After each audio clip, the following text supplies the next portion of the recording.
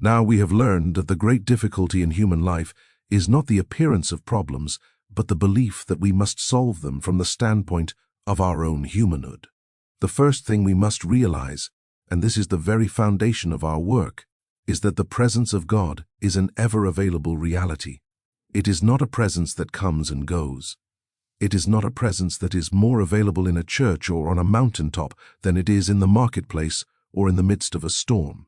It is here where we are, regardless of the circumstance. This is the truth that must be grasped not intellectually, but in the very depths of our being. We must come to see that the time of trouble is not the time to turn away from God in despair, wondering why He has allowed this to happen. No, it is the precise moment to turn within, to reach out with the inner hand of faith to that which is ever present, ever available, ever operative. Think of it this way. If your house were on fire, would you run away from the fire department? If you were drowning, would you push away the life preserver? Of course not. And yet, in the fires of disease, in the floods of lack, in the hurricanes of human relationship problems, that is exactly what the human mind does. It runs from the one source of its salvation. It becomes so engrossed in the flames, so mesmerized by the rising water, that it forgets the truth of its own being. It forgets that there is a rock, a high place of consciousness that is untouched by any temporal condition. The problem itself is the signal, the bell that rings in our consciousness reminding us now. Now is the time to remember the truth. Now is the time to be still and know the problem is not our enemy. It is our schoolmaster pointing out where we have been looking for substance and reality in the external world and directing us back to the one and only source. Now this brings us to a point of transition, a shift in understanding that is crucial. We move from the concept of a God external to us, a God in the skies, a God we must plead with and appease to, the realization of the Christ. The Christ, this is a term that has been so misunderstood, so limited by theological doctrine. When I speak of the Christ, I am not speaking of the man Jesus, wonderful as he was.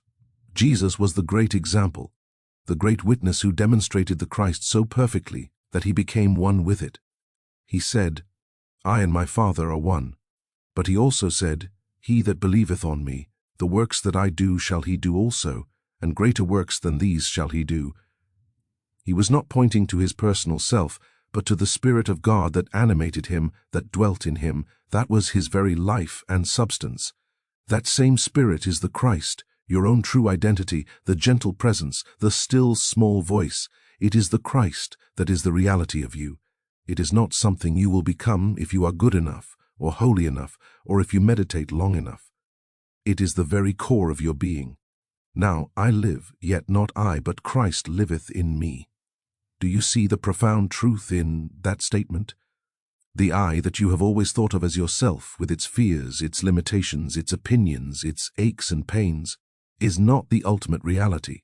There is a deeper I, a spiritual I, the I of you, which is the Christ. This is not something to be analyzed with the mind. The intellect will rebel against this. It will say, "Prove it. Show me." But the Christ cannot be proven on the level of the intellect any more than you can prove the beauty of a sunset. To a man who insists on only looking at a mathematical formula for light, it must be accepted intuitively, it must be felt, it must be known in the silence. This is why the great mystics have always pointed to the inner journey. It is an act of faith, yes, but a faith that is rewarded with experience. You take this truth.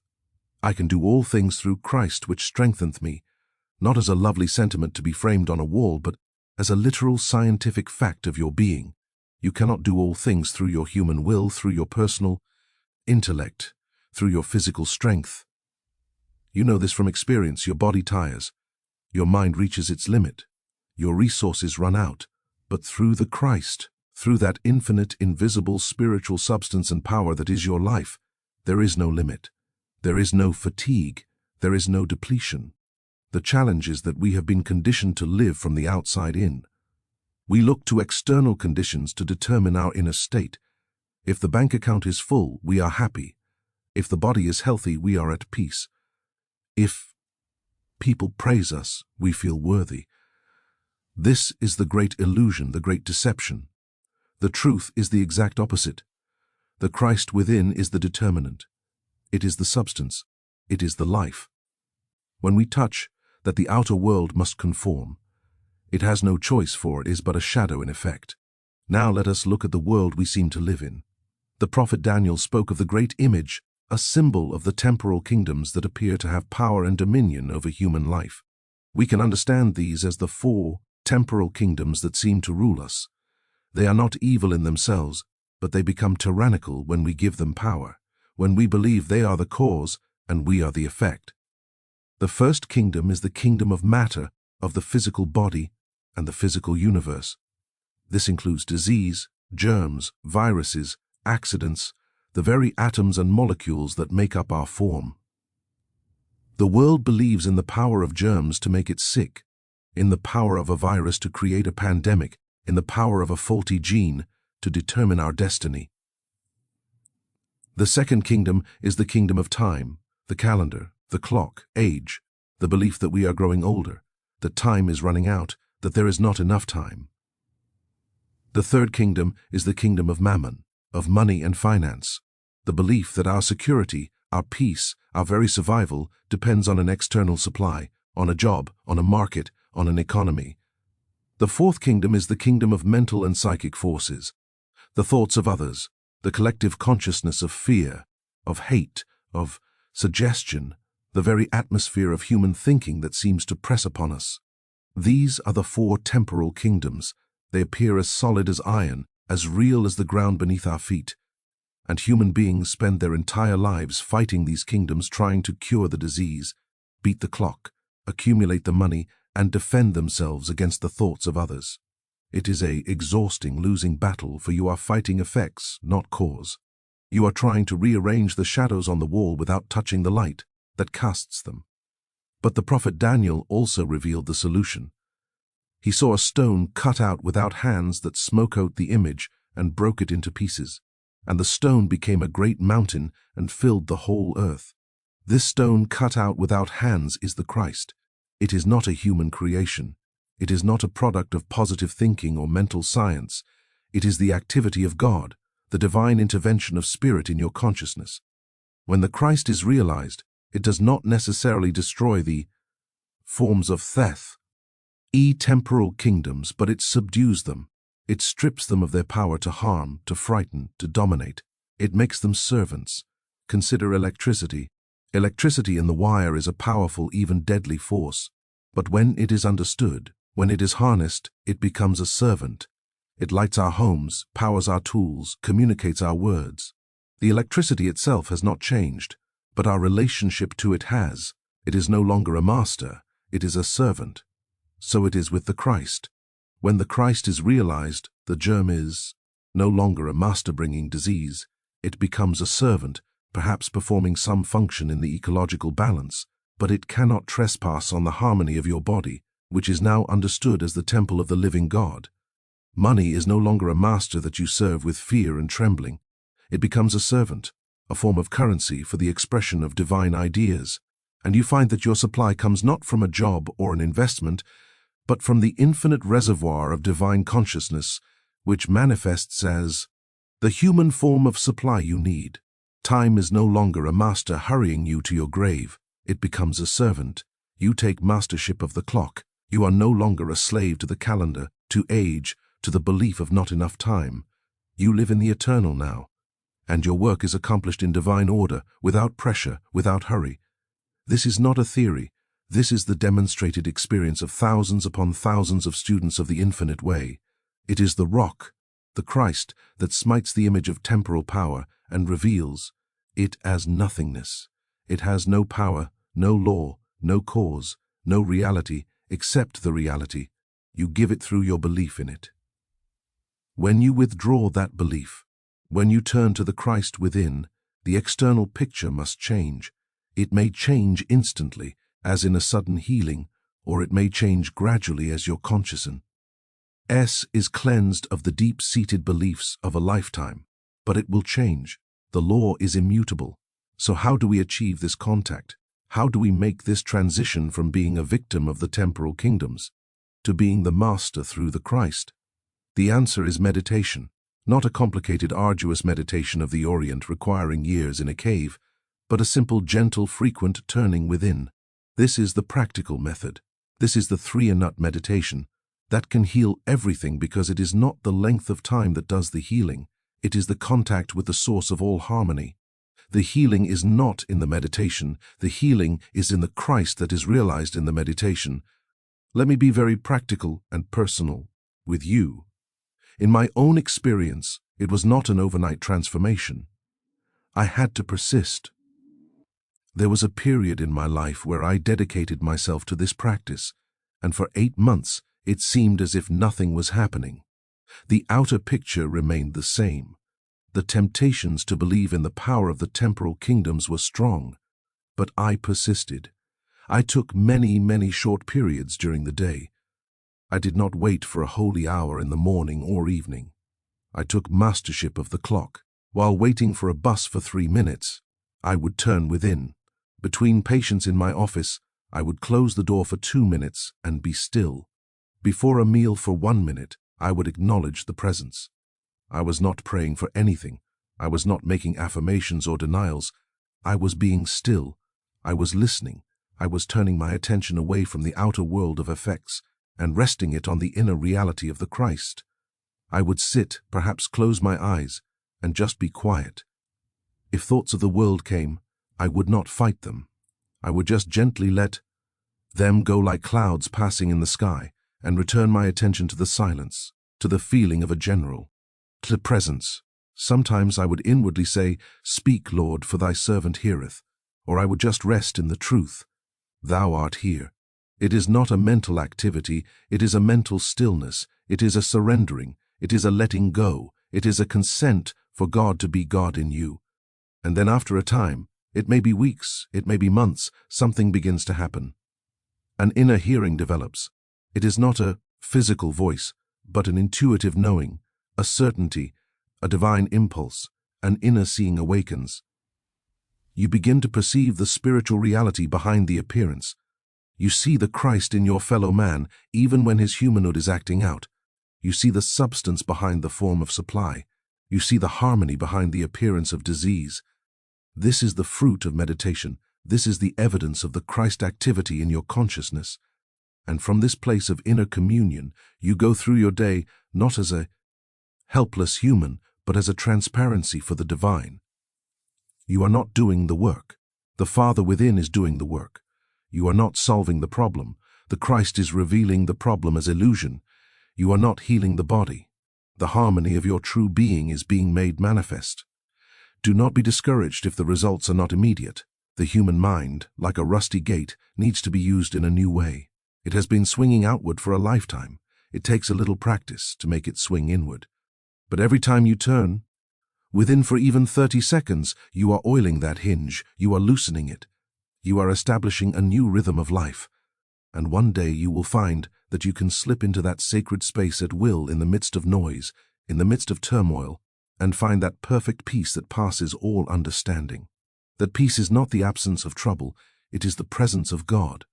And in that presence, no trouble can exist. This is the ultimate goal, my friends. It is dominion. Dominion over all aspects of human life. It means that you walk through this world, but you are not of it. You use the things of this world, but you are not used by them. You have a body, but you are not a body. You have a mind, but you are not a mortal mind. You are the Christ, the Son of the living God. And this dominion extends even to the final transition from this plane of existence. The world calls it death and fears it as the great enemy, the final kingdom of temporal power. But I am here to tell you that to the consciousness that has touched the Christ, there is no death. There is only a progression, a moving on to a new and more expansive experience of life. There is no extinction. How could there be? You are life itself. You are eternal life here and now. So there is no hurry. Do not be anxious. Do not feel you must achieve some high state by tomorrow.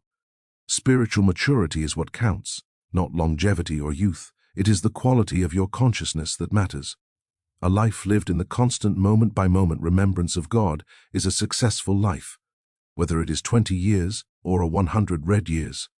A life lived in fear and materiality is a tragedy no matter how long it lasts. Rest in this assurance you are on the path. The very desire for this contact is proof that the Christ within is stirring, is calling you home. So let us be still for a moment. Let us practice right now.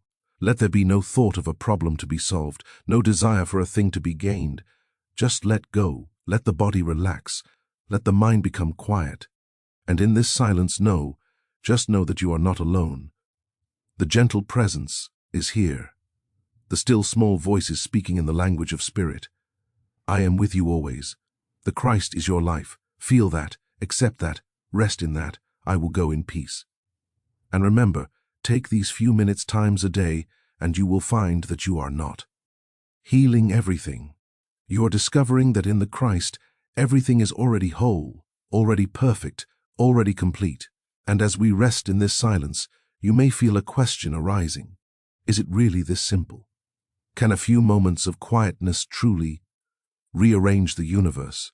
And the answer, the divine answer that comes from the depths of being, is that it is not the moments that do the work, but the presence that you are acknowledging in those moments. You see, the sun is always shining. If you go into a cave and remain there for days, you may begin to believe in the reality of darkness and cold. But the moment you take one step out of the cave, you are instantly in the light and warmth that were always there. Your one step did not create the sun. Your one step merely removed you from the place where you were denying it. So it is with this meditation. You are not creating God. You are not summoning a power from a distance. You are for 3 minutes stepping out of the cave of your own thoughts, your own fears, your own beliefs in the temporal kingdoms, and you are standing in the ever-present reality of spirit. And in that light, everything is transformed. The healing that takes place is not like a medicine that attacks a disease. It is the dawning realization that there never was a disease in reality, only in the belief of the human mind. When you turn on the light in a room, you do not have to push the darkness out. The darkness was never a substance, it was merely the absence of light. And so it is with any form of discord. It is but a shadow, an absence of the conscious awareness of harmony. Your meditation is the act of turning on the light of Christ consciousness. And in that light, the shadows of disease, lack, and fear simply cease to have any reality for you. They may linger for a moment as an after-image on the retina of your human experience, but they are recognized as illusions, and they dissolve for lack of your faith in them. Let me share with you a deeper insight into how this works. In the practical daily round, you get a letter in the mail. It brings news of a financial reversal. The human mind, the old man, immediately leaps into action. It calculates, it worries, it fears, it plans, it schemes. It feels a knot in the stomach. This is the automatic reaction of living in the temporal kingdom of Mammon. But you, as a student of the infinite way, have been practicing. You feel the knot begin to form, and you recognize it for what it is: a signal. It is the bell ringing. It is not a signal to start human planning. It is the signal to stop, to be still. You take your 3 minutes. You go inside. You are not going inside to pray for money. You are not going inside to affirm your abundance. You are going inside to realize the presence. You quietly acknowledge: my peace, my supply, my identity are not in this letter. They are in thee. And you rest there. You listen. And then from that silence, an inner hearing may give you an impulse. It may be a simple practical idea. Call this person, or look at this overlooked opportunity, or it may simply be a deep abiding sense of peace that tells you all is well. The key is that the action, if there is one, now comes from a place of inspired wisdom, not fearful reaction. The action is harmonious, effective, and often leads to a solution you could never have devised with your frantic human mind. Or sometimes the outer picture miraculously rearranges itself without any action on your part at all. The letter was a mistake. A new source of income appears unexpectedly. This is the rock, the Christ, smiting the image. The temporal kingdom of Mammon is shown to be without real power or law. Your supply is revealed as a constant spiritual flow from the infinite within. And the outer form must conform to this inner realization. The same is true with the body. A pain appears. The human mind says, I am sick, I must do something about this sickness. It runs to medicine, to doctors, to fear. But you have learned to take dominion. You feel the pain and you acknowledge it as a sensation, but you do not accept it as your master. You do not accept its verdict. You take your 3 minutes. You close your eyes. You turn away from the body. You turn to the Christ. You silently know this body is the temple of the living God. It is animated by spirit, and spirit is harmony. I rest in this truth. You don't fight the pain. You look past it. You look through it to the reality of being. You may feel a warmth, a tingling, a sense of peace. And when you open your eyes, the pain may be gone, or its power to frighten you may be gone. You have touched the rock. You have connected with the kingdom that is not of this world, and the temporal kingdom of matter must bow. The germ, the virus, the malfunction is stripped of its authority. It may remain as a form, but it is a neutralized form, a servant, and its disruptive activity ceases. This is how we live. This is how we move through this world, not as victims, but as masters, not through human will, but through spiritual surrender. We are not positive thinkers. We are spiritual beings. Positive thinking is still on the level of the human mind, trying to rearrange the temporal kingdoms.